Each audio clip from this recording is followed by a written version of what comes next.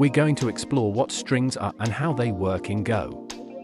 A string is a way to store text in your program. Let's start with this line of code. fmtprintln is a function used to display text on your screen. The phrase inside the double quotes, "Hello, Go," is called a string. It's text that your program can handle. Now, let's change "Hello, Go" to "Hello, World." When we run the program after updating this text, the new message will appear on the screen. This is how you can change what your program outputs. Look at the output in the console. It is now a "Hello, World." By telling your program to say something different, you see how it responds. That's the simplicity of modifying output in Go. Every string starts with an opening double quote. This signals to Go that you're beginning to write text. As we type each character, they start to appear after the opening double quote.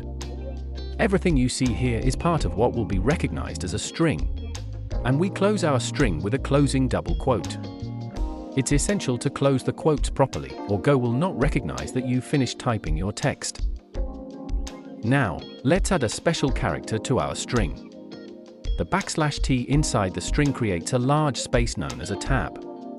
It helps make our text clearer and more formatted.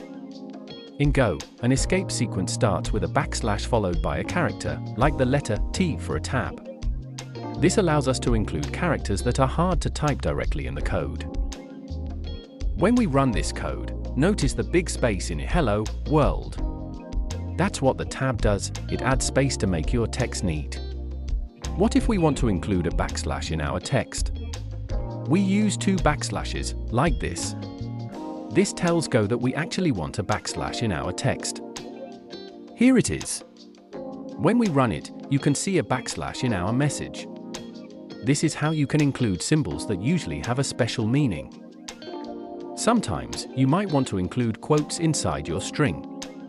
To do this without ending the string, we use a / right before each quote. This tells Go that the quotes are meant to be part of the text. And there it is. The output now shows the quotes as part of the message, exactly as we intended.